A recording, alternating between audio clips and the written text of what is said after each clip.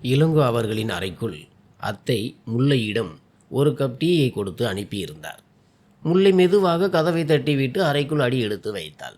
அவளுக்கு முன்னால் இளங்கோ சோபாவில் சாய்ந்து கொண்டு லேப்டாப்பில் வேலை செய்து கொண்டிருந்தான். முல்லை டீ கப்பை எடுத்துக்கொண்டு அவன் அருகே போய் நின்றாள். அத்தை உங்களுக்காக டீ அனுப்பியிருக்காங்க. இளங்கோ அவளை கூர்மையான பார்வையால் பார்த்தான். வீட்டில் வேறு யாரும் இல்லையா? அம்மா யார் மூலமாவது டீ அனுப்பியிருக்காங்க? நீ மட்டும்தான் கண்ணில் பட்டாயா, அல்லது நீயாகவே அவர்கள் கண்ணில் படும்படி முயற்சி செய்தாயா? அப்படி ஒன்றும் இல்லை இளங்கோ. நான் அவர்களிடம் கமலாவிடம் கொடுத்து அனுப்பும்படியே தான் கூறினேன். ஆனால் அவர்கள் சொல்லி கொண்டிருக்கும் போதே என்று அவள் பாதியிலேயே பேச்சை நிறுத்தினாள். சரி, இங்கே வை. அவன் முகத்தை சுளித்து கொண்டே கூறிவிட்டு, இங்கே வந்து உட்கார்ந்து நான் சொல்வதை கேள் என்றான். அவன் லேப்டாப்பை ஒருபுறம் எடுத்து வைத்து விட்டு நேராக நிமிர்ந்து உட்கார்ந்து டீ கப்பை எடுத்தவாறே கூறினான். சொல்லுங்கள். முல்லை அவன் அருகே நின்று கொண்டே கூறினாள். அவளுக்கு உட்கார வேண்டும் என்று தோன்றவில்லை. மாமாவிடம் சொல்லிவிடு, உனக்கு என்னை திருமணம் செய்ய விருப்பமில்லை என்று. கடந்த ஒரு வாரமாக அவன் அவளிடம் இதையேத்தான் திரும்ப திரும்ப சொல்லிக் கொண்டிருந்தான். முல்லைக்கு அவனுக்கு என்ன பதில் சொல்வது என்றே புரியவில்லை. நீங்களே மாமாவிடம் பேசி மறுத்து விடுங்களேன். அவர்கள் என் பேச்சை கேட்பதாக இருந்தால் நான் உன்னிடம் ஏன் சொல்லப் போகிறேன்? சொல்வதற்கு மட்டும்தான் நான் அவர்களின் மகன். ஆனால் என்னை விட அவர்களுக்கு உன் மீது தான் அக்கறை அதிகம். அதனால் உன்னிடம் எவ்வளவு சொல்லியிருக்கிறேனோ அவ்வளவு மட்டும் செய். உங்களுக்கு தெரியும் மாமா கேட்க மாட்டார் என்று. பிறகு ஏன் என்னை நடுவில் கொண்டு வருகிறீர்கள்? பகடைக்காயாக மாற்றுகிறீர்கள். திருமணம் செய்து கொள்ள விருப்பம் இல்லாதது நீங்கள். அப்படியென்றால் நீங்களே மறுத்து விடுங்கள் என்று அவளும் கோபமாக கூறினாள். அவளது இந்த நடப்பை கண்டதும் இளங்கோவுக்கு கோபம் தலைக்கேறியது. அவன் டீ கப்பை மேஜை மீது பலமாக தட்டிவிட்டு எழுந்து நின்றான்.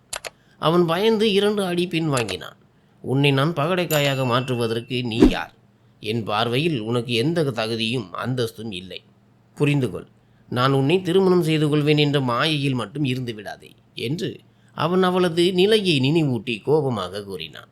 முல்லையின் பெற்றோர் இந்த உலகத்தை விட்டு மறைந்த பிறகு அவளது மாமாவும் அத்தையும் தான் அவளை வளர்த்தார்கள்.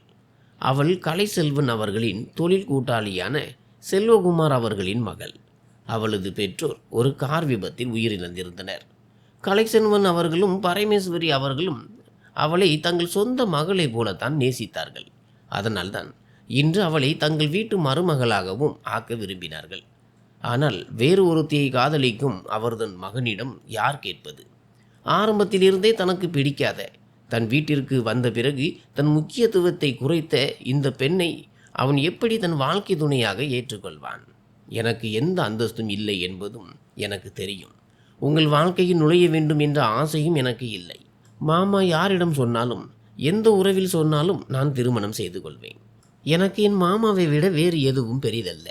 என் கையில் இருந்தால் நான் உங்கள் முகத்தை கூட பார்க்க மாட்டேன் என்று அவளும் நேருக்கு நேர் பேசினாள். அவளது இந்த பேச்சு இளங்கோவின் இரத்தத்தை கொதிக்க வைத்தது.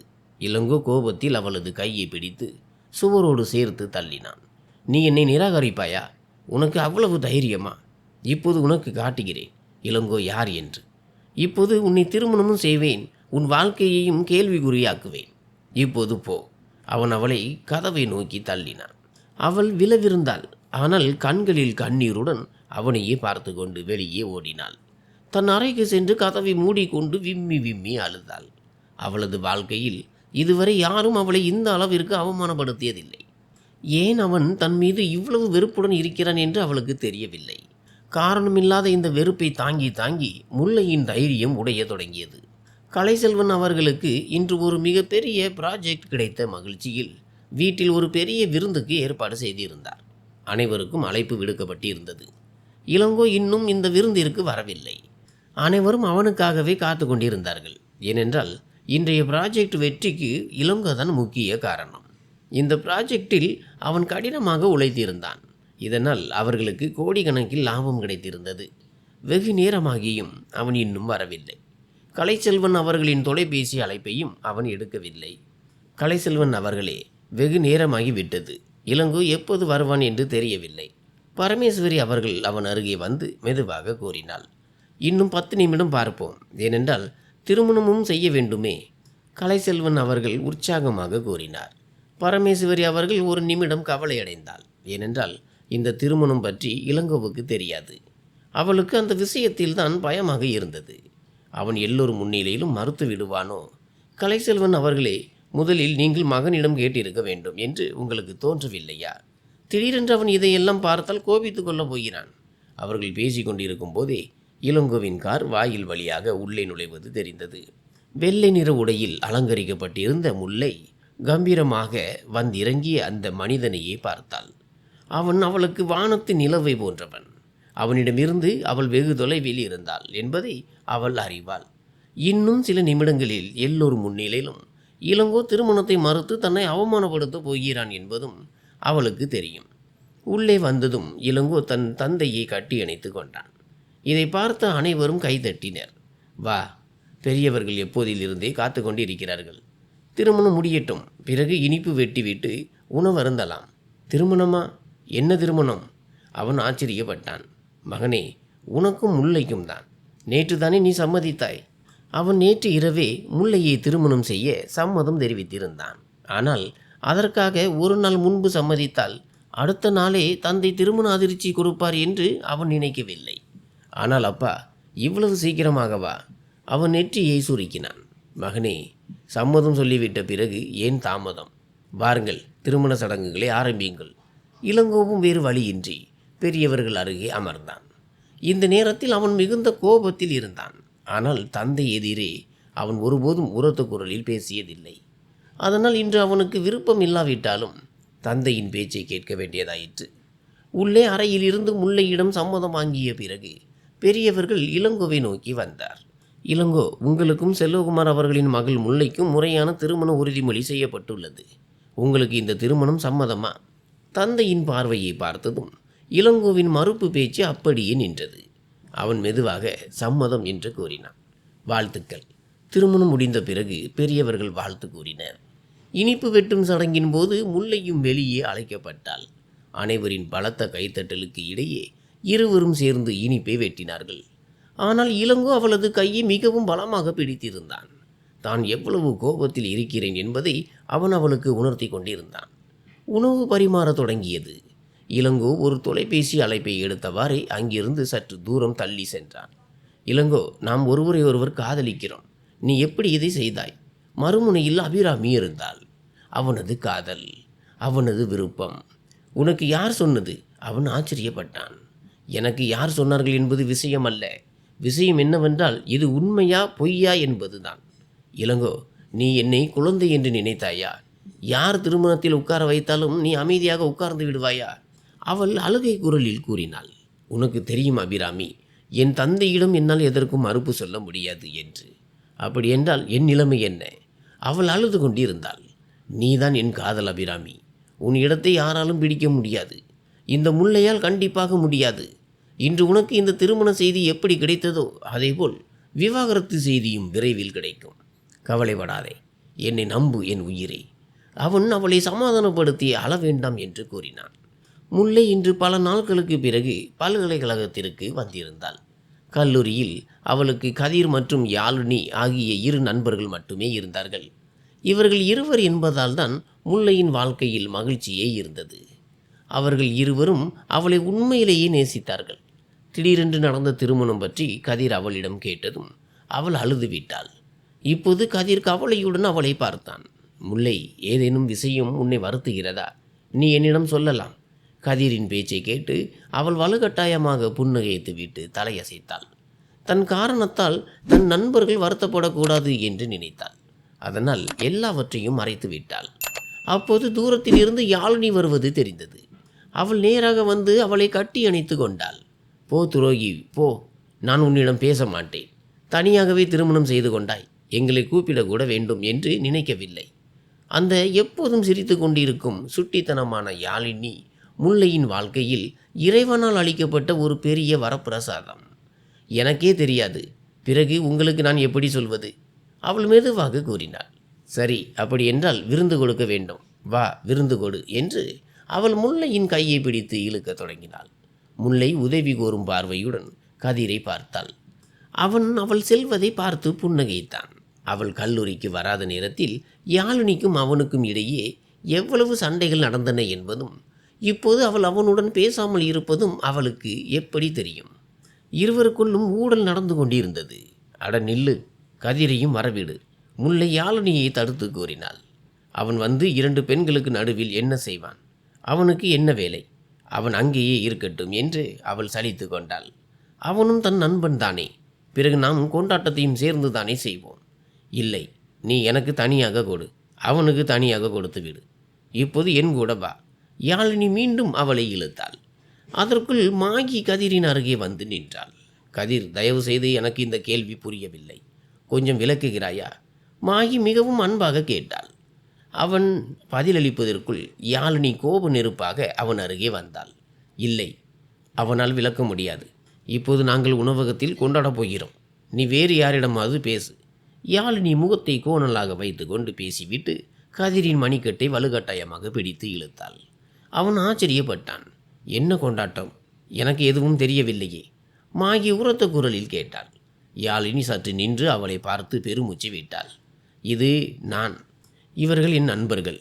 இப்போது நாங்கள் சேர்ந்து உணவகத்தில் கொண்டாடப் போகிறோம். கடைசியில் அவள் ஸ்டைலாக கூறிவிட்டு இருவரின் கைகளையும் பிடித்து கொண்டு முன்னோக்கி நடந்தாள். முல்லை மற்றும் கதிரின் முகத்தில் பெரிய புன்னகை வந்தது. மூவரும் சேர்ந்து மிகவும் மகிழ்ச்சியாக இருந்தார்கள். வரவிருக்கும் காலத்தை பற்றி அறியாமல் அவர்கள் இன்றைய நாளை வாழ்ந்து கொண்டிருந்தார்கள். நீ என்னை காதலிக்கவில்லை இளங்கோ. நீ என்னை காதலித்திருந்தால் அவளை இன்னும் உன் வாழ்க்கையில் வைத்திருக்க மாட்டாய். உன் அப்பா கட்டாயப்படுத்தி திருமணம் செய்து வைத்தார் என்பதை ஒப்புக்கொள்கிறேன். ஆனால் இப்போது நீ இந்த திருமண உறவை முடிக்கலாமே. ஏதேனும் ஒரு காரணத்தை கூறி திருமணத்தை முடிக்காவிட்டால் நீ எப்படி எங்கள் வீட்டிற்கு பெண் கேட்டு வருவாய்? என் அம்மா ஒருபோதும் திருமணமான ஒருவனுடன் என்னை அனுப்பி வைக்க மாட்டார். அபிராமி இப்போது கடுமையான கோபத்தில் இருந்தாள். அவர்களது திருமணம் முடிந்து கிட்டத்தட்ட 1 மாதம் ஆகியிருந்தது. ஆனால் மறுபுறம் அபிராமியின் அம்மா அவளுக்கு வரன் பார்க்க தொடங்கியிருந்தார்கள். நீ கவலைப்படாதே, அப்படி எதுவும் நடக்காது. மிக விரைவில் நான் இந்த உறவில் இருந்து விடுபடுவேன். எனக்கு ஒரு வாய்ப்பு மட்டும்தான் தேவை. வாய்ப்புக்காக ஏன் காத்திருக்கிறாய்? வாய்ப்பை நீயே ஏன் உருவாக்கக்கூடாது? அபிராமி அவன் பேச்சை குறுக்கிட்டு கூறினாள். என்ன சொல்கிறாய்? நீ என்ன கூற வருகிறாய்? அதன் பிறகு அபிராமி அவனுக்கு காட்டிய வழியை கேட்டு அவன் சிந்தனையில் ஆழ்ந்தான். இதையெல்லாம் என்னால் செய்ய முடியாது. நீ என்ன பைத்தியமாகி விட்டாயா? இதில் என்ன இருக்கிறது இளங்கோ? உன் குடும்பத்தினர் அவளுக்கு மரியாதை கொடுக்கிறார்கள், தலையில் தூக்கி வைத்து கொண்டாடுகிறார்கள். உன்னை விட அவளை நேசிக்கிறார்கள். உன்னை அவர்கள் மதிப்பது கூட இல்லை. உனக்கு என்ன வேண்டும், என்ன வேண்டாம் என்பதில் அவர்களுக்கு எந்த அக்கறையும் இல்லை. அவர்களுக்கு அவள்தான் முக்கியம். இப்போது இதற்கு ஒரே ஒரு வழிதான் இருக்கிறது. நான் உனக்கு சொன்னது, பாம்பும் சாக வேண்டும், தடியும் உடையக்கூடாது. அப்போதாவது உன் குடும்பத்தினருக்கு புரியும், தன் ரத்தம் தான் என்று. அவள் அவனுக்கு என்ன புரிய வைக்க முயல்கிறாள் என்பதை இளங்கோவால் புரிந்து கொள்ள முடியவில்லை. ஆனால் அவளது சில வார்த்தைகள் இளங்கோவின் இதயத்தை தாக்கின. ஏனென்றால் வீடு அவனுடையதுதான். ஆனால் அந்த வீட்டில் முக்கியத்துவம் முல்லைக்கு இருந்தது என்பது உண்மைதான். அவனுக்கு முல்லையை தன் வாழ்க்கையில் இருந்து மட்டுமல்ல, இந்த வீட்டில் இருந்தும் வெளியேற்ற வேண்டியிருந்தது. அதற்காக ஒரு பெரிய திட்டத்தை அவன் செய்ய வேண்டியிருந்தது. முல்லை மகளே, நீயும் எங்களுடன் வந்திருந்தால் நன்றாக இருந்திருக்கும். சோபியா அத்தையின் வீட்டில் அவளது பேரனின் குழந்தை பிறப்பு சடங்கு இன்று இருந்தது. கலைச்செல்வன் அவர்களும் பரமேஸ்வரி அவர்களும் செல்ல தயாராக நின்றிருந்தார்கள். முல்லையையும் அழைத்து செல்ல விரும்பினார்கள். ஆனால் முல்லையின் உடல்நிலை மிகவும் மோசமாக இருந்ததால் அவர்கள் அவளை வர வேண்டாம் என்று கூறிவிட்டார்கள். அத்தை, நான் மற்றொரு நாள் வருகிறேன். இன்று சுத்தமாக உடம்பில் தெம்பில்லை. சளியால் அடைபட்ட குரலில் கூறியவாறே அவள் சற்று எழுந்து அமர்ந்தாள். நான் உன் மாமாவிடம் சொல்கிறேன், அவர் மட்டும் தனியாக போகட்டும். உன் உடல்நிலை சரியில்லாத போது நான் எப்படி? ஐயோ வேண்டாம் அத்தை, என் காரணத்திற்காக நீங்கள் போவதை ரத்து செய்யும் அளவுக்கு ஒன்றும் உடம்பு மோசமாகவில்லை. சரி, உடம்பை பார்த்துக்கொள். வானிலையும் மிகவும் மோசமாக இருக்கிறது. எல்லாமே குளிர்சாதன பெட்டியில் தயாராக இருக்கிறது. இளங்கோ வந்தால் சாப்பாடு கொடுத்து விடு. ஏனென்றால் கமலாவின் அம்மாவுக்கு உடம்பு சரியில்லை என்பதால் அவள் சீக்கிரமே கிளம்பிவிட்டாள். காலையில் நான் உன் மாமாவுடன் சீக்கிரம் வர பார்க்கிறேன். அவளது நெற்றியில் முத்தமிட்டு விடைபெற்று வெளியே சென்றாள். முல்லை மீண்டும் படுக்கையில் சாய்ந்தாள். சோபியா அத்தையின் வீடு 3 மணி நேர தொலைவில் இருந்தது. அவர்கள் அங்கு சென்றால் இரவு தங்கி விடுவார்கள். அதனால்தான் அவளிடம் எல்லாவற்றையும் சொல்லிவிட்டு சென்றாள். இளங்கோ இரவில் மிகவும் தாமதமாக வீட்டிற்கு வந்தான். கலைச்செல்வன் அவர்கள் அவனிடம் தொலைபேசியில் தான் இன்று வீட்டில் இல்லை என்றும் அதனால் சீக்கிரம் வீட்டிற்கு செல்லும்படியும் கூறியிருந்தார். அந்த காரணத்தினால்தான் அவன் தாமதமாக வீட்டிற்கு வந்தான். வீட்டில் எந்த ஒரு நடமாட்டமும் அவனுக்கு தெரியவில்லை. அவன் வந்ததும் சற்று நேரம் வரவேற்பறையில் அமர்ந்திருந்தான். இந்த நேரத்தில் அவனது மூளையில் ஓடிக்கொண்டிருந்தது முல்லையை வீழ்த்தும் ஒரு வழி மட்டுமே. இப்போது அவனது பார்வை முல்லையின் அறையை நோக்கி இருந்தது. கதவை மெதுவாக திறந்து கொண்டு அவன் உள்ளே நுழைந்தான். அவள் இப்போது போர்வையினுள் மூழ்கியிருந்தாள். இளங்கோவுக்கு இங்கிருந்தே திரும்பி சென்று விடலாம் என்று தோன்றியது. ஆனால் தன் வஞ்சக எண்ணமே சரி என்று நினைத்து கொண்டு அவன் முல்லையை நோக்கி நடந்தான். மெதுவாக அவளது போர்வையை விலக்கிய போது அவளது முகம் மிகவும் சிவந்திருந்தது. இளங்கோ குனிந்து அவளது நெற்றியை தொட்டு பார்த்தான். அவள் காய்ச்சலில் கடுமையாக கொதித்து கொண்டிருந்தாள். அவன் அவளை கூப்பிட்டான். ஆனால் அவள் சுயநினைவை இழந்திருந்தாள். மெதுவாக அவளை தன் கைகளில் தூக்கி கொண்டு குளியலறைக்கு வந்து வெதுவெதுப்பான தண்ணீர் குழாயின் கீழ் நிற்க வைத்தான்.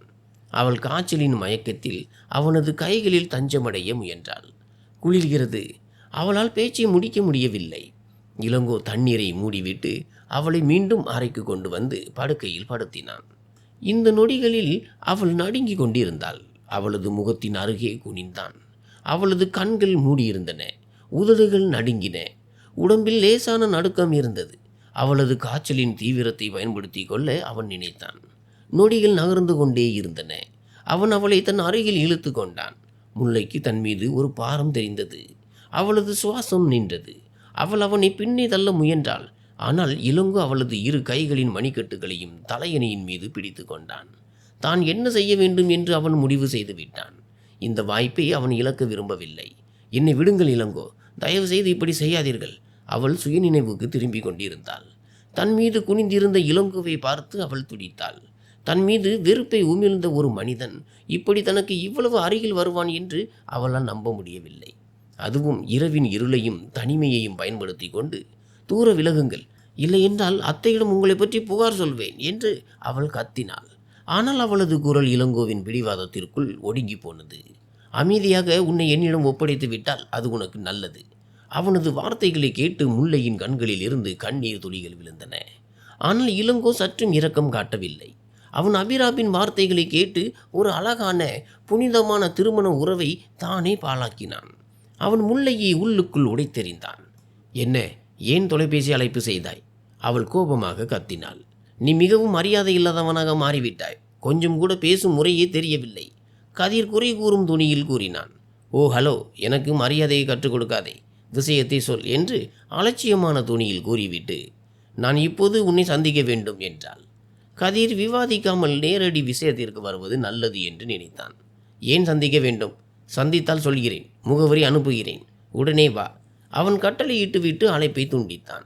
எனக்கு இந்த ஆளையே புரியவில்லை. எப்போதும் அதிகாரம் செய்கிறான். அவளது கைபேசியில் செய்தி ஒலித்தது. அவள் முகவரியை படித்துவிட்டு வேகமாக தயாராக சென்றாள். அவன் ஒரு கெட்ட கனவிலிருந்து பயந்து எழுந்தான். உடல் முழுவதும் வியர்வையால் நனைந்திருந்தது. இதயம் வேகமாக துடித்தது. தன் முகத்தை துடைத்து கொண்டு அவன் எழுந்து அமர்ந்தான். முல்லையுடன் இதையெல்லாம் செய்ததிலிருந்து அவன் இப்படித்தான் அமைதியின்றி இருந்தான். அவனது மனசாட்சி அவனை ஒவ்வொரு நொடியும் குத்தி காட்டியது. ஆனால் அவன் உணர்ச்சியற்றவனாக இருக்க முயன்றான். ஏனென்றால் அபிராமி ஒவ்வொரு நொடியும் அவனது மூளையை குழப்பிக் கொண்டிருந்தாள். இதனால் அவன் தான் செய்தது சரி என்று நினைத்து கொண்டான்.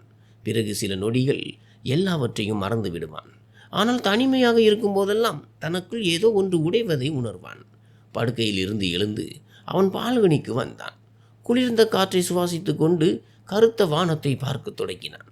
இந்த சம்பவம் நடந்து 1 மாதம் கடந்துவிட்டது. ஆனால் எல்லாமே இளங்கோவின் மூளையில் முதல் நாள் நடந்தது போலவே பசுமையாக இருந்தது. இளங்கோ கண்களை மூடிக்கொண்டான். அந்த நொடிகளை நினைக்கும் போது அவன் கவலையடைந்தான். அந்த நொடிகள், அந்த அழுகுரல் அவனால் மறக்க முயன்றும் மறக்க முடியவில்லை. தன் உணர்ச்சிகளை கட்டுப்படுத்த முயன்றான். அப்போது அவனது பார்வை தோட்டத்தின் பக்கம் சென்றது. அங்கே அவள் இரவில் தனியாக உலாத்தி கொண்டிருந்தாள். அதுவும் வெறும் துண்டை மட்டும் பொருத்தி கொண்டு. பைத்தியக்கார பெண், அவன் மெதுவாக கூறிவிட்டு அவளது முகத்தை பார்த்தான். அவளது முகத்தில் எவ்வளவு வலி இருந்தது. அவள் இப்படிப்பட்டவள் அல்ல. அதிகமாக சிரிக்க மாட்டாள், ஆனால் மகிழ்ச்சியாக இருப்பாள். ஆனால் அந்த இரவிற்கு பிறகு இளங்கோ அவளை புன்னகைக்க கூட பார்க்கவில்லை. அவள் மிகவும் அமைதியாக்கிவிட்டாள். அதிகமாக பேசுவதும் இல்லை. அவன் முன்னால் வருவதும் இல்லை. இளங்கோ தலையை உலுக்கி கொண்டு உள்ளே சென்றான். அவளது முகத்தை பார்த்ததும் அவனது இதயத்தில் ஒரு நிம்மதி பிறந்தது. ஓரளவுக்கு அவன் அமைதியடைந்தான். அதற்கான காரணம் அவனுக்கு தெரியவில்லை. அதை தெரிந்து கொள்ள வேண்டிய அவசியத்தையும் அவன் உணரவில்லை. என்னை திருமணம் செய்து கொள்வாயா? கதிர் மோதிரத்தை அவளுக்கு முன்னால் வைத்து கேட்டதும் யாழினி ஒரு நிமிடம் அதிர்ச்சியடைந்தாள். ஆனால் திடீரென்று இல்லை, யோசித்து தான் சொல்கிறேன். நான் என் அம்மாவை உங்கள் வீட்டிற்கு பெண் கேட்டு அனுப்ப விரும்புகிறேன். ஆனால் யாழினியின் முகபாவனை மாறியது. நீ என்ன பைத்தியமாகி விட்டாயா? அவள் அவனை கேலி செய்துவிட்டு பின்னால் சாய்ந்து அமர்ந்தாள். கதிரின் நெற்றியில் சுருக்கம் எழுந்தது. அதாவது, நாம் நல்ல நண்பர்கள், அதற்கு மேல் எதுவும் இல்லை. நீ எப்படி இதையெல்லாம் நினைத்தாய் என்று தெரியவில்லை. இம்முறை அவளது குரலில் நடுக்கம் இருந்தது. கதிர் முன்னால் வைக்கப்பட்டிருந்த மோதிர பெட்டியை மூடிவிட்டு எழுந்து நின்றான். எங்கே போகிறாய்? யாழினி பதற்றமடைந்தாள். இன்றிலிருந்து நமக்குள் இருக்கும் நட்பு என்ற உறவும் முடிந்தது. அவன் அவளை பார்க்காமல் நேராக முன்னோக்கி நடந்தான். கதிர், நில், நான் சொல்வதை கேள். அவள் அவனுக்கு பின்னால் ஓடினாள். அவன் அவளது பேச்சை கேட்காமல் வேகமான அடிகளுடன் முன்னோக்கி நடந்தான். அவள் அவனிடம் விளையாட்டாகத்தான் பேசினாள். ஆனால் அவன் உண்மையிலேயே இப்படி கோபித்துக் கொள்வான் என்று அவளுக்கு தெரியாது. அவன் வாகன நிறுத்தத்திற்கு செல்லாமல் சாலையில் சென்று கொண்டிருந்தான். அவன் இந்த நேரத்தில் எவ்வளவு கோபத்தில் இருந்தான் என்றால் அவனுக்கு எதுவுமே புரியவில்லை. தன் பின்னால் வரும் யாழினியின் குரல் கூட அவனது காதுகளில் விழவில்லை. கதிர்! அவள் சாலையின் நடுவே நின்று பெருமூச்சு விட்டு மிகவும் உரத்த குரலில் அவனை கூப்பிட்டாள். அந்த நொடியில் அவன் அவளது பக்கம் திரும்பினான். அவள் அவனுக்கு பின்னால் சாலையின் நடுவே நின்றிருந்தாள். மறுபுறம் வரும் காரை பற்றிய நினைவே அவளுக்கு இல்லை. கதிர் உடனே அவளை நோக்கி பாய்ந்தான். அவளை பின்னுக்கு இழுத்தான். இல்லை என்றால் கார் அவளை பலமாக மோதியிருக்கும். பைத்தியமாகி விட்டாயா நீ? இப்படி யாராவது சாலையின் நடுவே வந்து நிற்பார்களா? அவன் அவளை திட்டிக் கொண்டிருந்தான். நீ என் குரலையே கேட்கவில்லை, அவ்வளவு வேகமாக நடக்கிறாய்.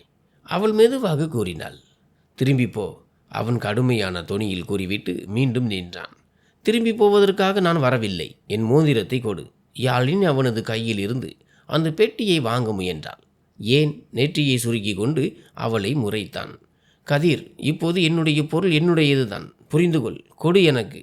அவள் பிடிவாதமாக இருந்தாள். அவர்கள் இருவரும் இப்போது சாலையோரம் நின்று வாதிட்டு கொண்டிருந்தார்கள். நீதான் மறுத்துவிட்டாயே. கதிர், உனக்கு தெரியும் நான் விளையாடினேன் என்று. அவள் இப்போது விளக்கம் கொடுத்து கொண்டிருந்தாள்.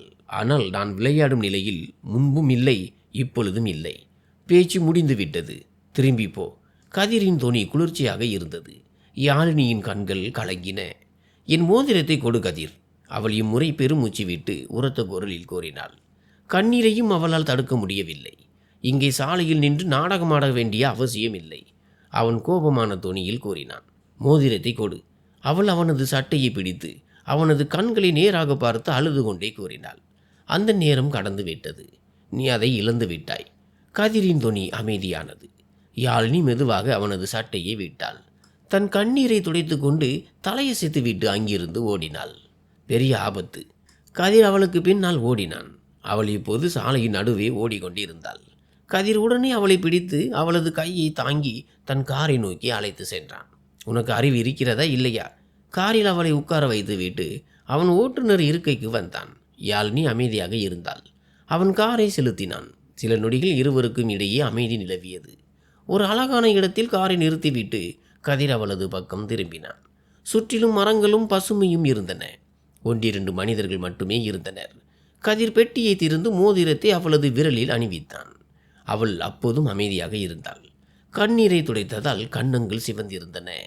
நீ விளையாடலாம், நான் கோபப்பட்டால் அழுகையா? இது தவறான விஷயம் யாழினி. அவன் அவளை அன்பான பார்வையால் பார்த்து கூறினான். அவள் அவனை பார்த்து கோபத்துடன் அவன் அருகே வந்து மீண்டும் அவனது சட்டையை பிடித்தாள். நீ எனக்கு மட்டும்தான் சொந்தம், நினைவிருக்கட்டும். அந்த பிடிவாதக்கார பெண் இந்த நேரத்தில் கதிரின் இதயத்தை துடிக்க வைத்து கொண்டிருந்தாள். அவளது இந்த நெருக்கத்தை அவனால் தாங்கிக் கொள்ள முடியவில்லை. மெதுவாக அவளது கையில் இருந்து சட்டையை விடுவித்து அவளை பார்த்து மெதுவாக புன்னகைத்தான். அமைதி கொள் என் உயிரே, நான் உன்னுடையவன்தான். இவ்வளவு பைத்தியமாக இருக்காதே. இல்லை என்றால் நாளை பெண் கேட்க வருவதற்கு பதிலாக நேராக கல்யாண ஊர்வலத்தையே கூட்டிட்டு வந்துடுவேன். அவன் அவளிடம் அன்பாக கூறிவிட்டு காரை செலுத்தினான். அதெல்லாம் முடியாது, படிப்பு முடிந்த பிறகுதான் கல்யாணம். அவள் பெருமையுடன் மோதிரத்தை பார்த்து கொண்டே புன்னகையுடன் கூறினாள். அப்படி நடக்காது. இந்த துள்ளி குதிக்கும் குதிரைக்கும் கடிவாளம் தேவை. அதனால் நான் தாமதிக்க மாட்டேன். அவன் இனிமையான தொனியில் கூறினான். அவளை முதன்முறையாக சிரிக்க வைத்தான். இங்கு முல்லை இப்போது சோபாவில் அமர்ந்திருந்தாள். அவளது அத்தை அவள் அருகே அமர்ந்து அவளது முகத்தை பார்த்து கொண்டிருந்தாள். முல்லைக்கு கடந்த 3 நாட்களாக உடம்பு சரியில்லை. கைகால்களில் பலவீனம் மற்றும் தலை சுற்றல் இருந்ததால் மருத்துவரிடம் அழைத்து சென்றிருந்தாள். மருத்துவர் அவளுக்கு ஒரு நல்ல செய்தியை கூறியிருந்தார். அன்றிலிருந்து இன்று வரை அவர்கள் இருவரும் முற்றிலும் அமைதியாக இருந்தார்கள். முல்லை, எனக்கு எல்லா விஷயத்தையும் சொல் மகளே, இப்போது எதையும் மறைக்காதே.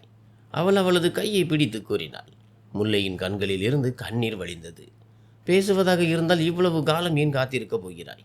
முல்லை, அழுகையை நிறுத்திவிட்டு எனக்கு சொல், என்ன நடந்தது? அவள் இம்முறை சற்று கண்டிப்புடன் கூறினாள். அத்தை, எனக்கு நினைவில்லை. அவளது அழுகையுடனான பதில் பரமேஸ்வரி அவர்களுக்கு ஒரு பெரிய அதிர்ச்சியை கொடுத்தது. நீ என்ன சொல்கிறாய்? நீ தாயாக போகிறாய் என்பது உனக்கு தெரியும். இந்த குழந்தையின் தந்தை யார் என்று உனக்கே தெரியாதா? அத்தை, நான் காய்ச்சலில் மயங்கி கிடந்தேன்.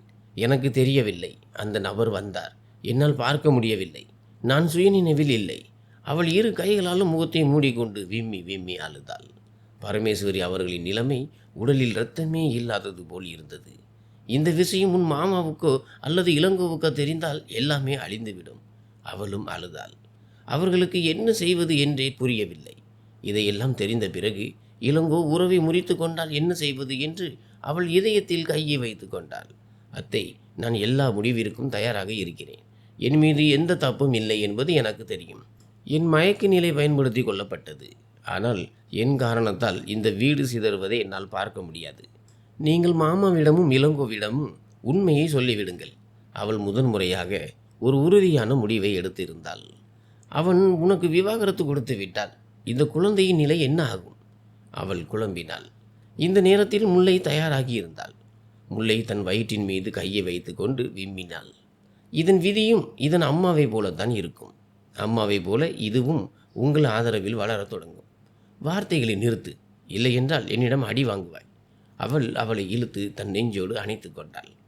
அந்த இதயத்தின் வலி அவளது இதயத்திலும் இறங்குவதை அவளால் உணர முடிந்தது. ஆனால் அவளுக்கு விரைவில் ஏதேனும் ஒரு முடிவை எடுக்க வேண்டியிருந்தது. இந்த விஷயம் அதிக காலம் மறைந்திருக்க முடியாது. மறுநாள் பரமேஸ்வரி அவர்கள் கணவனையும் மகனையும் அமர வைத்து எல்லாவற்றையும் கூறினாள். இளங்கோ அதிர்ச்சியில் உறைந்து போனான். அதாவது இவ்வளவு காலமாக அவள் அமைதியாக இருந்தாள் என்றால் அந்த இரவில் யார் வந்தது என்றே அவளுக்கு தெரியவில்லையா? அவளுக்கு நினைவே இல்லையா? அவன் தன் அடர்ந்த முடியை கோதிக்கொண்டு பெருமூச்சு விட்டு பெற்றோரை பார்க்க தொடங்கினான். வீட்டிற்குள் வெளியில் யாராவது எப்படி வர முடியும்? கலைச்செல்வன் அவர்கள் வேதனையான தொனியில் கூறினார். இப்போது அவள் எவ்வளவு கவலையில் இருக்கிறாள் என்றால் அவளுக்கு கடுமையான காய்ச்சல் இருக்கிறது. மருந்து கொடுத்து தூங்க வைத்துள்ளேன். நாம் பெரியவர்கள். கலைச்செல்வன் அவர்களே, அந்த குழந்தை நம் பொறுப்பு. நாம் விரைவில் முடிவெடுக்க வேண்டும். பரமேஸ்வரி அவர்களின் பேச்சை கேட்டு தந்தை மற்றும் மகன் இருவரும் அவளை பார்த்தார்கள். என்ன முடிவு? முல்லைக்கு 2வது மாதம் நடக்கிறது. நான் அவளை இளங்கோவுடன் வாழ வைக்க விரும்புகிறேன். அம்மா, அவன் ஆச்சரியப்பட்டான். இளங்கோ, மகனே, மறுத்து விடாதே. அவள் அப்பாவி. அவளது தவறு எதுவும் இல்லை. அவளுக்கு தண்டனை கொடுத்து விடாதே. இல்லையென்றால் இந்த உலகத்தினர் அவளை வாழ விட மாட்டார்கள். அவள் அழுதாள். சூழல் முற்றிலும் பதற்றமடைந்தது. சரி, நான் அவளை ஏற்று வாழ வைக்க தயார். ஆனால் எனக்கு ஒரு நிபந்தனை உண்டு. அவன் உடனே சம்மதித்தான். ஆனால் ஒரு நிபந்தனையையும் வைத்தான். என்ன நிபந்தனை? கலைச்செல்வன் அவர்கள் அவனை பார்த்து கேட்டார். உங்கள் பேச்சை நான் ஒன்று கேட்கிறேன். என் பேச்சை நீங்கள் ஒன்று கேட்க வேண்டும். நான் எனக்கு பிடித்த பெண்ணை 2வது திருமணம் செய்து கொள்வேன். நீங்கள் இருவரும் எனக்கு ஆதரவாக இருக்க வேண்டும். அவனது பேச்சை கேட்டு அவர்கள் இருவரும் ஆச்சரியமடைந்தார்கள். இளங்கோ, நீ சுயநினைவில் தான் இருக்கிறாயா? தயவு செய்து கலைச்செல்வன் அவர்களே, அவன் என்ன செய்ய விரும்புகிறானோ அதை செய்யட்டும். முல்லையை மட்டும் ஏற்றுக்கொள்ளட்டும். எங்களுக்கு வேறு எதுவும் வேண்டாம். பரமேஸ்வரி அவர்கள் கணவனை தடுத்தாள். மகனே, நீ முல்லையை வீட்டிற்கு அழைத்து வந்துவிடு. அவளது குழந்தை பிறந்ததும் நீ எங்கே சொல்கிறாயோ, யாரிடம் சொல்கிறாயோ, நான் உனக்கு நேராக சென்று பெண் கேட்கிறேன். அவள் உறுதியாக கூறினாள். அதாவது நான் 9 மாதங்கள் காத்திருக்க வேண்டுமா? அவன் நெற்றியை சுருக்கி கூறினான். இதில் எந்த விளையாட்டும் இல்லை. மனிதர்கள் காதலை பெறுவதற்காக எத்தனை ஆண்டுகள் காத்திருக்கிறார்கள். நீ சில மாதங்கள் காத்திரு. உன் 2வது மனைவியை பார்த்து முல்லை எந்த கவலையும் அடையக்கூடாது என்று நான் நினைக்கிறேன். ஒரு முறை அவள் சரியாகட்டும். குழந்தை இந்த உலகத்திற்கு வரட்டும். பிறகு நீ சுதந்திரமானவன். பரமேஸ்வரி அவர்களின் பேச்சு ஏற்றுக்கொள்ளப்பட்டது. மறுநாள் மாலை சில நெருங்கிய உறவினர்கள் மற்றும் நண்பர்கள் முன்னிலையில் எளிமையாக திருமண வரவேற்பு செய்யப்பட்டு அவர்கள் ஒன்றாக வாழத் தொடங்கினர். முல்லை ஒரு நடமாடும் பிணமாக மாறியிருந்தாள். இளங்கோ தன்னை ஏற்றுக்கொள்வான் என்று அவள் எதிர்பார்க்கவில்லை. ஆனால் எந்த நிபந்தனைக்காக அவன் தன்னை ஏற்றுக்கொண்டான் என்பது அவளுக்கு தெரிந்தபோது அவள் மனதிற்குள் புன்னகைத்து கொண்டாள். இறுதியில் அவன் இம்முறை தோற்றும் ஜெயித்து விட்டான். முல்லை ஜெயித்தும் தோற்றுவிட்டாள். இளங்கோ அறைக்குள் வந்தபோது அவள் போர்வையை விலக்கிவிட்டு படுக்கையில் சாய்ந்து கண்களை மூடி அமர்ந்திருந்தாள். இளங்கோ அவளது முகத்தை ஆராய விரும்பினான். உண்மையிலேயே அவளுக்கு எதுவும் நினைவில்லையா, அல்லது அவள் பொய் சொல்கிறாளா? அந்த இரவில் இளங்கோ அவளது உதடுகளிலிருந்து தன் பெயரை தானே கேட்டிருந்தான். அவள் மயக்கத்தில் பேசினாளா, அல்லது அவளுக்கு எதுவும் நினைவில்லையா? அவன் எவ்வளவு நேரம் அப்படியே நின்று அவளையே பார்த்து கொண்டிருந்தான். திடீரென்று முல்லை பதற்றமடைந்து எழுந்தாள். தன் நெஞ்சை பிடித்து கொண்டாள். அவள் கஷ்டப்பட்டு எழுந்து குளியலறையை நோக்கி ஓடினாள். தள்ளாடினாள். இளங்கோ உடனே அவளை தாங்கி குளியலறைக்கு அழைத்து சென்றான். அவள் வாந்தி எடுத்து கொண்டிருந்தாள். இளங்கோ அவளது முதுகை தன் நெஞ்சோடு சேர்த்து பிடித்திருந்தான். அவள் சோர்ந்து போய் தலையை பின்னோக்கி சாய்த்தாள். இளங்கோ அவளை தன் கைகளில் தூக்கி கொண்டு வெளியே வந்து படுக்கையில் படுத்தினான். இளங்கோ, ஒரு முறையற்ற குழந்தைக்கு இவ்வளவு கவலைப்படாதீர்கள். அந்த சோர்வடைந்த உடலும் நடுங்கும் குரலும் இளங்கோவின் மூளையை குழப்பியது. வாயை மூடு. தன் சொந்த குழந்தையை அவள் தவறானது என்று சொல்வதை அவனால் எப்படி தாங்க முடியும்? நீ சுயநினைவிலும் இல்லை, உன் மூளையும் வேலை செய்யவில்லை. வாயை மூடிக்கொண்டு தூங்கு. அவன் பின்வாங்கி பேசிக்கொண்டே பீரோ நோக்கி நடந்தான். வாயை தானே மூடிக்கொண்டேன், அவள் படுக்கையை மாற்றிக்கொண்டு வேதனையான தொனியில் கூறினாள். இளங்கோ ஒரு நிமிடம் நின்றான். அடுத்த நொடி தலையை உலுக்கி கொண்டு குளியலறைக்குள் நுழைந்தான். குளித்துவிட்டு வந்தபோது அவள் ஆழ்ந்த தூக்கத்தில் இருந்தாள். முடியை காய வைத்து கொண்டே அவன் அவளது மறுபுறம் வந்து படுத்தான். கைபேசியை எடுத்து பார்த்தான். அபிராமிடமிருந்து எந்த ஒரு அழைப்போ செய்தியோ இல்லை. அவன் காலையிலிருந்து முயற்சி செய்து கொண்டிருந்தான். ஆனால் அவள் பதிலளிக்கவில்லை. காலையில் அவளை சந்தித்து சமாதானப்படுத்தலாம் என்று நினைத்து கைபேசியை ஒருபுறம் வைத்தான். அவன் சற்று முல்லையின் பக்கம் குனிந்தான். அவளது நெற்றியில் கையை வைத்தான். அவளது காய்ச்சலை சோதித்தான். அது சாதாரணமாகத்தான் இருந்தது. பின்வாங்கி தலையணையில் தலையை வைத்தான். ஆனால் தூக்கம் வெகு தொலைவில் இருந்தது. மெதுவாக முல்லை அவனது பக்கம் திரும்பினாள். அவளை கவனமாக நேராக படுத்தினான். அவன் ஏன் அவள் மீது இவ்வளவு அக்கறை காட்டுகிறான் என்பது அவனுக்கே தெரியவில்லை. யோசனையின்றி அவளது முகத்தை பார்த்து கொண்டே அவளது வயிற்றின் மீது கையை வைத்தான். ஒரு விசித்திரமான மகிழ்ச்சி அலை உடல் முழுவதும் பரவியது. தந்தை என்ற உணர்வு எல்லா உணர்வுகளையும் விட மேலாக இருந்தது. தன் குழந்தையின் மீது தன் தொடுதலை உணர வைக்க விரும்பினான். இதயத்தின் அமைதியின்மை அதிகரித்தது. அவன் கையை தடவி கொண்டே முல்லையை பார்த்து கொண்டிருந்தான். அவள் மருந்து சாப்பிட்டதால் ஆழ்ந்த தூக்கத்தில் இருந்தாள். மெதுவாக குனிந்து அவன் இப்போது தன் குழந்தையின் மீது தன் உதடுகளின் முத்தத்தை வைத்தான். முல்லை விழித்திருந்தால் இந்த காட்சியை கண்டு மீண்டும் மயங்கியிருப்பாள். இளங்கோ தனக்கு இவ்வளவு அருகில் வருவதை கனவிலும் அவள் நினைத்திருக்க மாட்டாள். மீண்டும் தலையணையில் தலையை வைத்து படுத்தான். இப்போது அவனுக்கு நிம்மதி கிடைத்தது. முல்லையின் தலையை தன் நெஞ்சில் வைத்து அவளை தன் கைகளுக்குள் இழுத்து நிம்மதியாக கண்களை மூடினான். ஆரம்பத்தில் முல்லையின் உடம்பையே வெறுத்த மனிதன் இவன்தானா? இப்போது முல்லையின் அருகாமையே அவனுக்கு எல்லாமும் ஆகிவிட்டது என்று யாராவது சொல்ல முடியுமா? முல்லை கண் விழித்த போது தன்னை சுற்றி ஒரு கை இருப்பதை உணர்ந்து உடனே பின்வாங்கினாள். அவளது இதயம் மிகவும் வேகமாக துடித்தது. அவள் ஒரு அடி பின்வாங்கியதால் இளங்கோவின் கண்ணும் விழித்து கொண்டது. அவன் தன் அடர்ந்த முடியை கோதிக்கொண்டு படுக்கையை விட்டு எழுந்தான். அவன் இன்னும் தன் உணர்வுகளிலிருந்து கண்களை மறைத்து கொண்டிருந்தான். முல்லை தன் கண்ணீரை துடைத்து கொண்டு மெதுவாக எழுந்து அமர விரும்பினாள். யோசனையின்றி கை வயிற்றின் மீது நிலைத்தது.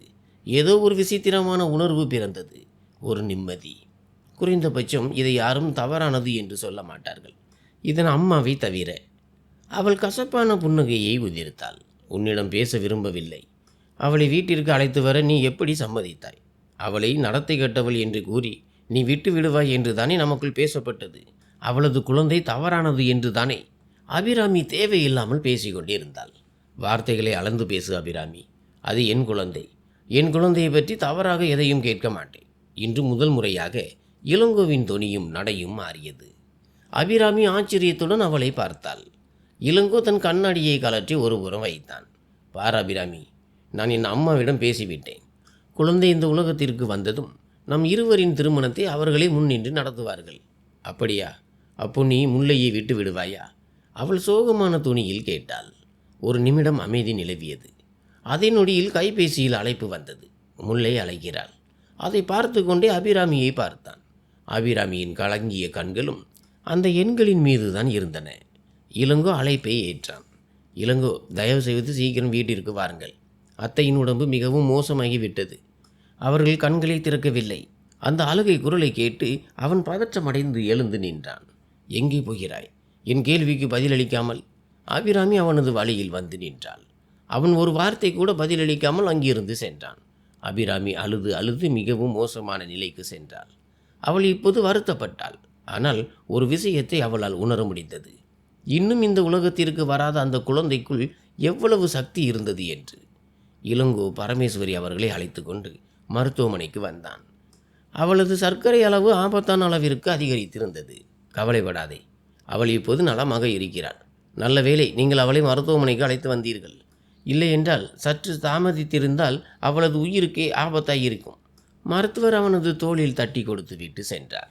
அப்போது இளங்கோவின் பார்வை பெஞ்சில் ஒருபுறம் அமர்ந்திருந்த முல்லையின் மீது சென்றது. அவள் தொடர்ந்து பிரார்த்தனை செய்து கொண்டிருந்தாள். அவளது புனிதமான முகம் இன்று இளங்கோவின் இதயத்தை அவளை நோக்கி இழுத்தது. மருத்துவர் சென்றதும் அவன் அருகே வந்தாள். அத்தை இப்போது எப்படி இருக்கிறார்கள்? நான் அவர்களை பார்க்கலாமா? அவள் விம்மி கொண்டே கேட்டாள். சற்று நேரத்தில் பார். உன் உடல்நிலையும் சரியில்லை. நீ வீட்டிற்கு செல்ல வேண்டும். அம்மாவிடம் நான் இருக்கிறேன்.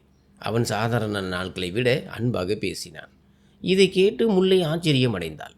2 மணி நேரத்திற்கு பிறகு பரமேஸ்வரி அவர்களுக்கு வீடு திரும்ப அனுமதி கிடைத்தது. முல்லை தன் உடம்பை பாராமல் அவளது பராமரிப்பில் ஈடுபட்டாள். பரமேஸ்வரி அவர்கள் அவளை தடுத்தாள். ஆனால் அவள் அதை கேட்கவில்லை. கலைச்செல்வன் அவர்கள் தொழில் சந்திப்பிற்காக சென்னைக்கு வெளியே சென்றிருந்தார். 2 நாட்களுக்கு பிறகுதான் அவர் திரும்புவார். பரமேஸ்வரி அவர்களின் உடல்நிலை குறைவு பற்றி அவருக்கு தெரிவிக்கப்படவில்லை. இல்லை என்றால் அவர் கவலை அடைந்திருப்பார். அட போதும் மகளே, நான் முற்றிலும் நலமாக இருக்கிறேன். போய் ஓய்விடு. பார் இளங்கோ, முல்லையை அறைக்கு அழைத்து செல். அவளது நிலைமை என்னவாயிருக்கிறது? அவள் முல்லையை அன்பான பார்வையால் பார்த்து இளங்கோவிடம் கூறினாள். இல்லை அத்தை, இன்று நான் உங்களுடன் தான் இங்கே படுப்பேன். மாமாவும் இல்லை. இரவில் நீங்கள் தனியாக எப்படி? மகளே, நான் நன்றாக இருக்கிறேன். ஏதேனும் தேவைப்பட்டால் கூப்பிடுகிறேன். போய் ஓய்விடு. என் காரணத்தால் உனக்கு நீயே கஷ்டத்தை கொடுத்து கொள்ளாதே. அவள் அவளது பேச்சை குறுக்கிட்டு கூறினாள். அம்மா, நீங்கள் நலமாகத்தானே இருக்கிறீர்கள்? உண்மையை சொல்லுங்கள். அவன் தாயின் அருகே அமர்ந்தான். அவள் அவனை தொடர்ந்து புறக்கணித்து கொண்டிருந்தாள். ஆமாம், நன்றாக இருக்கிறேன். அவள் சிறிய பதிலை கூறிவிட்டு கண்களை மூடினாள். மகனே, செல்லும்போது விளக்குகளை அணைத்துவிடு. அவளது அந்த புறக்கணிப்பு இளங்கோவை மிகவும் காயப்படுத்தியது. ஆனால் அவளது உடல்நலை குறைவு காரணமாக அவன் அமைதியாக இருந்தான். நாட்கள் கடந்து கொண்டே இருந்தன. பல விஷயங்கள் மாறிக்கொண்டிருந்தன. அவர்களது திருமணத்திற்கு 3 மாதங்கள் கடந்திருந்தன. முல்லைக்கு 5வது மாதம் தொடங்கியிருந்தது. இப்போது அவளது உடலும் சற்று பருமனாக தெரிந்தது. மறுபுறம் அபிராமி இளங்கோவுடன் பேசுவதை நிறுத்தியிருந்தான். நீ ஒரு முடிவெடு. என்னுடன் உறவை வைத்துக் கொள்வாயா அல்லது முல்லையுடன் இருக்கப் போகிறாயா? ஒரே நேரத்தில் 2 படகுகளில் கால் வைக்க முடியாது என்று கூறியிருந்தாள். இளங்கோவும் தற்காலிகமாக அமைதியாக இருந்தான். ஏனென்றால் மருத்துவரின் கூற்றுப்படி முல்லை பலவீனமாக இருந்தாள். அவளை எந்த ஒரு மன அழுத்தத்தில் இருந்தும் தூரமாக வைக்க வேண்டும். இளங்கோவும் அதையே தான் செய்து கொண்டிருந்தான். அவனது இந்த அக்கறையான குணத்தை பார்த்து பரமேஸ்வரி அவர்கள் மேலும் கவலையில் ஆழ்ந்தாள். அவளது மகன் முல்லையை தன் சொந்த குழந்தையை சுமப்பது போலவே பார்த்து கொண்டான். முல்லை கைபேசியில் யாழினியுடன் பேசிக்கொண்டே உற்சாகமாக படிக்கட்டுகளில் இறங்கி வந்து கொண்டிருந்தாள். கடைசி படிக்கட்டில் அவளது கால் தள்ளாடியது. இளங்கோ யோசனையின்றி அவளை நோக்கி ஓடி அவளை தாங்கினான். சுய நினைவோடு நட. இவ்வளவு வேகமாக நடக்க வேண்டிய அவசியம் என்ன? அவன் அவளை திட்டினான். அதை கேட்டு முல்லை கசப்பான புன்னகையை உதிர்த்தாள். நீங்கள் மகிழ்ச்சியடைந்து இருக்க வேண்டுமே. ஒரே நொடியில் இந்த குழந்தையின் உடம்பில் இருந்து உங்களுக்கு விடுதலை கிடைத்திருக்குமே என்று கூறிவிட்டு அவள் கீழே இறங்கி பரமேஸ்வரி அவர்களிடம் வந்தாள். இளங்கோ பின்னால் நின்று கோபத்துடன் குமைந்து கொண்டிருந்தான். இளங்கோவின் அன்பை பயன்படுத்தி கொண்டு அவள் தன் வார்த்தை அம்புகளை அவன் மீது எய்ய மறப்பதில்லை. அத்தை, யாழினி மற்றும் கதிரின் திருமணம் வீட்டிற்கு நீங்களும் நானும் இருவருமே போவோம். மிகவும் மகிழ்ச்சியாக இருக்கும். அவள் மிகவும் உற்சாகமாக இருந்தாள். அட மகளே, நான் அங்கே வந்து என்ன செய்ய போகிறேன்? நீ இளங்கோவுடன் சென்று வா. அவள் புன்னகையுடன் அவளது கன்னத்தில் கையை தடவினாள். அத்தை, தயவு செய்து வாங்களேன். கொஞ்சம் நேரம்தானே. நீங்கள் இல்லாமல் நான் வரமாட்டேன். அவள் முகத்தை சுளித்து கூறினாள். அம்மாவின் உடம்பு சரியில்லை. நான் உன்னை அழைத்து செல்கிறேன். அவன் அவள் அருகே வந்து அமர்ந்து கடுமையான தொனியில் கூறினான். அவளும் அமைதியானாள்.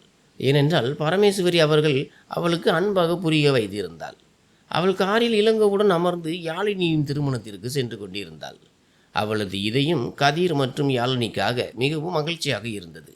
இருவருக்குள்ளும் இருக்கும் காதலை அவள் முன்பே உணர்ந்திருந்தாள். அவர்தம் காதலுக்கு இப்போதுதான் ஒரு வழி கிடைத்திருந்தது. இதைவிட பெரிய மகிழ்ச்சி என்ன இருக்க முடியும்? சிக்னலில் கார் நின்றபோது ஒரு பெண் பூச்சரங்களை ஏந்தி கொண்டு அவர்களை நோக்கி வந்தாள். ஐயா, இந்த பூச்சரங்களை வாங்கி கொள்ளுங்கள். அந்த பெண்ணை பார்த்து இளங்கோ கண்ணாடியை கீழே இறக்கி 2 பூச்சரங்களை வாங்கி கொண்டு 100 ரூபாய் நோட்டை கொடுத்தான். ஐயா, என்னிடம் சில்லறை இல்லை, அவள் கவலையுடன் கூறினாள். நீயே வைத்துக்கொள், இளங்கோ நிதானமாக கூறிவிட்டு காரை செலுத்தினான். அந்த பூச்சரங்களை டேஷ்போர்ட்டில் வைத்தான். பூச்சரங்கள் முல்லையின் பலவீனம். அதை எடுத்து அணிந்து கொள்ள வேண்டும் என்று அவளுக்கு தோன்றியது. ஆனால் இது தனக்காக வாங்கப்படவில்லை. இளங்கோ தன் காதலிக்காக வாங்கியிருப்பான். அவளைத்தானே அவன் விரைவில் திருமணம் செய்ய போகிறான் என்று நினைத்து அமைதியானாள். இதயத்தில் ஒரு வலி பிறந்தது. அவள் பெருமூச்சு விட்டு ஜன்னலுக்கு வெளியே பார்க்க தொடங்கினாள். கார் ஒரு பெரிய வாகன நிறுத்த பகுதியில் வந்தது. அவள் நீல நிற உடையில் லேசான மேக்கப், வைர கம்மல்களுடன் தன் அழகான முகத்தை மறைத்து கொண்டு கீழே இறங்கினாள். கொண்டாட்டத்தின் அலைகள் முழுமையாக வீசிக்கொண்டிருந்தன. முதன்மை கேட் வழியாக உள்ளே நுழைந்ததும் இளங்கோ அவளுக்கு அந்த பூச்சரங்களை அணிவித்தான். அவள் ஆச்சரியமான பார்வையுடன் அவனை பார்த்தாள். யாழினியும் கதிரும் அவர்களை பார்த்ததும் உடனே இருவரையும் நோக்கி வந்து மிகவும் மகிழ்ச்சியாக வரவேற்றனர். அவர்களை சந்தித்த போது முல்லையின் முகத்தில் ஒரு அழகான புன்னகை இருந்தது. நீங்கள் இருவரும் வந்ததில் எங்களுக்கு எவ்வளவு மகிழ்ச்சி தெரியுமா? உங்களால் ஊகிக்க கூட முடியாது. யாழினி முல்லையின் கன்னத்தில் முத்தமிட்டு கூறினாள். இது இளங்கோவுக்கு பிடிக்கவில்லை. திருமணம் முடிந்திருந்தது. இப்போது அனைவரும் உணவருந்துவதில் பிஸியாக இருந்தார்கள்.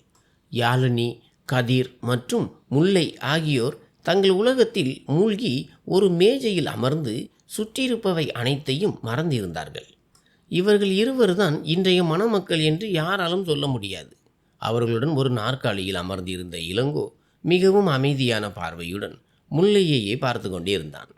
அவள் இன்று ஒரு விசித்திரமான ஈர்ப்பால் அவனை சூழ்ந்திருந்தாள். அந்த இரவு மீண்டும் அவனது கண்களில் நிழலாடியது. அந்த நொடிகள், அந்த அழுகுரல். திடீரென்று முல்லையின் பார்வை அவனது மீது திரும்பியது. அவளது சிரித்த முகம் ஒரு நிமிடம் தீவிரமானது. அவனது கண்களில் தெரிந்த உணர்வுகளின் தீவிரத்தை உணர்ந்ததும் முல்லை உடல் நடுங்கினாள். இந்த சில மாதங்களில் அவன் அவளுக்கு அருகில் வரவே இல்லை. எந்த ஒரு காதலையும் காட்டவில்லை. ஆனால் அக்கறை மிகவும் காட்டினான். அது முல்லைக்கு பழகிவிட்டது. சில நேரங்களில் அவள் அவனிடம் தன் செல்ல கோபங்களையும் காட்டுவாள். ஆனால் இப்போது அவனது கண்களில் மறைந்திருக்கும் காதல் வேறு ஒரு கதையை சொல்லி கொண்டிருந்தது. ஒரு பெண்ணால் தன் கணவனின் காதலை நன்றாக புரிந்து கொள்ள முடியும். இரவு தாமதமாக அவர்கள் வீடு திரும்பினார்கள். முல்லை மிகவும் சோர்வடைந்திருந்தாள். அவள் அறைக்கு வந்ததும் உடைகளை மாற்றாமல் படுத்துவிட்டாள். இளங்கோ தன் தந்தையிடம் நலமாக வீடு திரும்பிய செய்தியை கூறிவிட்டு அறைக்கு வந்தபோது முல்லை படுத்திருப்பதை பார்த்து அவன் அருகே வந்தான்.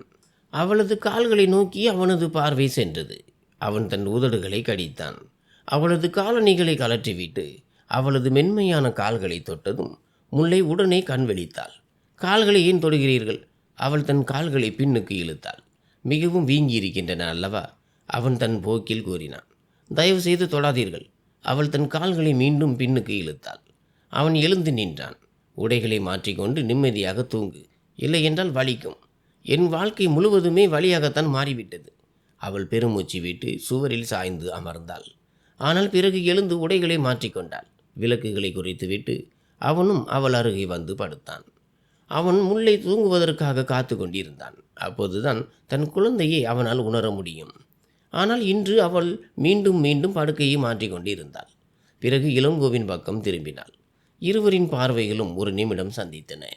ஆனால் முல்லை தன் கண்களை மூடிக்கொண்டு பெருமூச்சு விட்டு மீண்டும் தூங்க முயன்றாள். சற்று நேரமே ஆகியிருந்தது. அவளுக்கு திடீரென வலி ஏற்பட்டது. அவள் விம்மிக் கொண்டு அமர்ந்தாள். என்ன நடந்தது? இளங்கோ விளக்குகளை போட்டான். தெரியவில்லை. நெஞ்சு பதறுகிறது. இங்கே வலிக்கிறது. யாரோ அடிப்பது போல. அவள் தன் வயிற்று பகுதியை தொட்டு கூறினாள். இளங்கோ அவளுக்கு தண்ணீர் கொடுத்து அவளை தன் அருகில் இழுத்து அவளது வயிற்றின் மீது கையை வைத்து மிகவும் மெதுவாக தடவினான். முல்லைக்கு ஒரு விசித்திரமான நிம்மதி கிடைத்தது. இந்த குழந்தைக்கு தந்தையின் தொடுதல் தேவையோ அதை அடைந்ததும் அது அமைதியடைந்தது. அவளது அம்மாவும் நிம்மதியடைந்து இளங்கோவின் நெஞ்சில் தலை வைத்து கண்களை மூடி தூக்கத்தில் மூழ்கினாள். அவள் தூங்கியதும் அவளது தலையை தலையணைப்பில் வைத்து அவன் தன் அன்பை உணர்த்தினான். இந்த சில மாதங்களில் இது அவனுக்கு பிடித்தமான வேலையாக மாறியிருந்தது. 4 மாதங்களுக்கு பிறகு அவள் வலியால் துடித்தாள். இளங்கோ அவள் அருகே வந்தான். அவள் சமையலறையில் நின்றிருந்தாள். தனக்காக பாயாசம் செய்து கொண்டிருந்தாள். அவளுக்கு மிகவும் ஆசையாக இருந்ததால் சமையலறைக்கு வந்திருந்தாள். ஆனால் திடீரென அவளுக்கு வயிற்றில் வலி ஏற்பட்டது. இளங்கோ அங்கிருந்து செல்லும்போது அவள் அருகே வந்தான். நலமாக இருக்கிறாயா? கமலாவும் பதற்றத்துடன் பார்த்தாள். நம் குழந்தை. முல்லையின் கண்களில் கண்ணீர் நிறைந்தது. வலியின் உணர்வு அவளது முகத்தில் தெளிவாக தெரிந்தது. நம் குழந்தைக்கு ஒன்றும் ஆகாது. அவன் அவளது நெற்றியில் முத்தமிட்டு தன் கைகளில் தூக்கி கொண்டு வெளியே ஓடினான். பரமேஸ்வரி அவர்களும் உடன் சென்றாள். அவன் மருத்துவமனை வழியில் தொடர்ந்து காத்து கொண்டிருந்தான். இன்றுதான் அவனால் உணர முடிந்தது, தாயாவது கடினம்தான். ஆனால் தந்தையின் இந்த நொடியில் எந்த ஒரு வழியையும் விட குறைவானதல்ல. வாழ்த்துக்கள், பெண் குழந்தை பிறந்துள்ளது. அம்மாவும் குழந்தையும் இறைவனின் அருளால் நலமாக இருக்கிறார்கள். மருத்துவர் அவனுக்கு ஆறுதல் கூறிவிட்டு சென்றார். அவனும் இறைவனுக்கு நன்றி கூறிவிட்டு தாயை பார்த்தான். அவள் முற்றிலும் அமைதியாக இருந்தாள். அம்மா, நீங்கள் எனக்கு வாழ்த்து கூறவில்லையா? அவன் குறை கூறினான். இது என்ன உன்னுடைய குழந்தையா? உனக்கு வாழ்த்து கூற? யாருடையதோ? அம்மா, அவன் துடித்தான். தன் தாயின் முழங்கால்களின் அருகே அமர்ந்தான். கண்களில் கண்ணீர் நிறைந்தது. என்னை மன்னித்து விடு அம்மா, என்னிடம் தவறு நடந்துவிட்டது. அவன் தாயின் முழங்கால்களில் தலை வைத்து அழுதான். தவறல்ல, பாவம். இதை செய்ய உனக்கு எப்படி மனசு வந்தது? அம்மா, அது பாவமல்ல. அவள் என் மனைவி. என் பார்வையில் அவளது பேச்சை கேட்டு அவன் துடித்தான். நான் அவளை பற்றி பேசவில்லை இளங்கோ, மனைவிதான். அவளை ஏற்றுக்கொண்ட பிறகு ஏன் மறைத்தாய்? ஏன் ஒவ்வொரு நொடியும் நீயும் கஷ்டப்பட்டு முல்லையையும் கஷ்டப்படுத்தினாய்? வெறும் அபிராமியை திருமணம் செய்வதற்காகவா? அவள் சோகமாக இருந்தாள். உனக்கு தெரியும், குழந்தை பிறந்த பிறகு உன்னை அபிராமியை திருமணம் செய்ய தடுக்கக்கூடாது என்று முல்லை எங்களிடம் சத்தியம் வாங்கியிருந்தாள். அவள் உன் மகிழ்ச்சிக்கு தடையாக இருக்க விரும்பவில்லை. அவளது குழந்தையை உன் குழந்தையாக ஏற்றுக்கொள் இளங்கோ. இல்லையென்றால் உன் மனசாட்சி உன்னை ஒருபோதும் நிம்மதியாக இருக்க விடாது. அவளது வார்த்தைகளின் தாக்கம், குழந்தையின் பாசம் அவனது இதயத்தை முல்லை மற்றும் குழந்தையின் பக்கம் செல்வதை தடுக்க முடியவில்லை. யார் அபிராமி? எங்கே இருக்கிறாள் அபிராமி? அவன் முடிவு செய்து விட்டான். அவன் எந்த ஒரு காதலுக்காகவும் தன் புனிதமான மனைவியையும் தேவதையை போன்ற குழந்தையையும் கைவிட முடியாது. முடிவு தெரிந்தது. அபிராமிக்கு தன் இறுதி முடிவை அறிவித்துவிட்டு அவளது எண்ணை நீக்கினான். உண்மையான இதயத்துடன் தன் மனைவி மற்றும் குழந்தையிடம் சென்றான். குழந்தையை தன் கைகளில் தூக்கினான். பாட்டியின் கைகளில் அழுது கொண்டிருந்த குழந்தை தந்தையின் கைக்கு வந்ததும் அமைதியானது. அவளது முகத்தில் ஒரு லேசான புன்னகை வந்தது. அடுத்த நொடி அது மறைந்தது. இளங்கோ அவளது நெற்றியில் அன்பாக முத்தமிட்டான். முல்லை இந்த காட்சியை கண்டு தன் முகத்தை திருப்பிக் கொண்டாள். அவளது கண்கள் கண்ணீரால் நிறைந்தன. நீ இவள் அருகே இரு, நான் வருகிறேன். பரமேஸ்வரி அவர்கள் வெளியே சென்றாள். அவன் முல்லையின் அருகே வந்தான். குழந்தையை அவள் அருகே படுக்க வைத்துவிட்டு அவனும் அங்கேயே சாய்ந்து அவளது முகத்தின் அருகே குனிந்தான். முல்லை ஆச்சரியமான பார்வையுடன் அவனை பார்த்தாள். இவ்வளவு அழகான பரிசை நீ எனக்கு கொடுத்துள்ளாய். நான் உனக்கு கடமைப்பட்டவனாகிவிட்டேன். அவன் கண்களில் கண்ணீருடன் கூறினான். நீங்கள் மிகவும் கெட்டவர் இளங்கோ. அவள் விம்மி கொண்டே அழுதாள். அறிவேன், ஆனால் மன்னிக்க முடியுமா? அவன் குழந்தையின் சிறிய கைகளை முத்தமிட்டு கூறினான். அப்படியென்றால் அந்த அபிராமி, அவளது நிலை என்ன? அவள் மனைவியின் துணியில் கேட்டாள். யார் அபிராமி? நான் என் மனைவி முல்லை மற்றும் மகளை மட்டும்தான் அறிவேன். வழி தவறிய மனிதன் மீண்டும் வந்துவிட்டேன். இப்போது கிண்டல் செய்வாயா? அவன் அப்பாவியான முகத்தை வைத்து கொண்டு கூறினான். வாழ்க்கை முழுவதும் செய்வேன். அவள் கண்ணீரை துடைத்து கூறினாள். அவன் அவளது நெற்றியில் முத்தமிட்டான். எல்லா தண்டனையும் சம்மதம். அவளது நெற்றியோடு நெற்றியை சேர்த்து கூறினான். அவள் மெதுவாக புன்னகைத்தாள். பரிசை தா சீக்கிரம். யாழினி மணமகளாக அமர்ந்திருந்த அறைக்குள் நுழைந்த கதிரிடம் அதிகாரம் செய்தாள். 1000 முறை பார்த்த முகத்திற்கு யாராவது பரிசு கொடுப்பார்களா? கதிர் தன் மேலாடையை கலற்றி எறிந்தான். இன்று அவள் அவனிடம் சிக்கியிருந்தாள். இன்று எல்லா பழிவாங்கல்களையும் தீர்க்க வேண்டும். பார் கதிர், அமைதியாக என் திருமண பரிசை கொடு. இல்லையென்றால் என் அருகில் வர வேண்டும் என்று கூட நினைக்காதே. அவள் அவனுக்கு எச்சரிக்கை விடுத்து விரலை தூக்கி கூறினாள். அவன் புன்னகைத்து கொண்டே நிதானமாக அவளை நோக்கி வந்து கொண்டிருந்தான். அவன் அருகில் வருவதற்குள் அவள் ஒரே பாய்ச்சலில் படுக்கையில் இருந்து எழுந்து ஓட முயன்றாள். அவளது கனமான ஆடையில் கால் சிக்கி அவள் மீண்டும் பின்னோக்கி விழுந்தாள். கதிர் உடனே முன்னோக்கி வந்து அவளை தன் கைகளில் தாங்கினான். எங்கே? இன்றைய இரவில் நீ என் கைகளை தவிர வேறு எங்கும் செல்ல முடியாது. அவன் அவளை இரு கைகளிலும் தூக்கி வட்டமாக சுற்றினான். யாழினியின் முகத்தில் புன்னகை வந்தது. அவனது நெஞ்சில் முகத்தை புதைத்து கொண்டாள். அவனும் அவளை தன் நெஞ்சோடு அணைத்து கொண்டு அவளது தலை அலங்காரத்தை நீக்கி ஒருபுறம் வைத்தான். அவளது அழகான தோற்றத்தை பார்த்து அவளை தன் மடியில் அமர வைத்தான். யாழினி தடுக்க முயன்றபோது அவன் மேலும் கண்டிப்பானான். எச்சரிக்கை, தொந்தரவு செய்ய நினைக்காதே, இல்லையென்றால் நடப்பது நடக்கும். அவன் அவளது காதில் மெதுவாக கூறி பயமுறுத்தினான். என் பரிசை கொடுக்கவில்லை, வந்தவுடனே தொடங்கிவிட்டாய். அவள் கண்களில் கண்ணீருடன் கூறினாள்.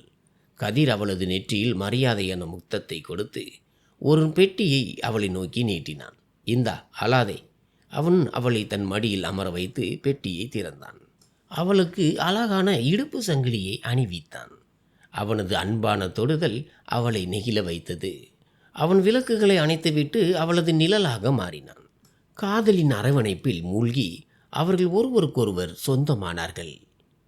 நண்பர்களே, இன்றைய எங்களது இந்த கதை உங்களுக்கு எப்படி இருந்தது என்பதை கருத்து பெட்டியில் கண்டிப்பாக சொல்லுங்கள். நீங்கள் இந்த வீடியோவை 3 முறை ஹைப் செய்வீர்கள் என்று நம்புகிறேன். அடுத்த இந்த 2 கதைகள் இதைவிட மிகவும் சுவாரஸ்யமானவை. திரையில் தெரியும் வீடியோவை கிளிக் செய்து இப்பொழுதே பாருங்கள். உங்களின் ஆதரவிற்கு நன்றி.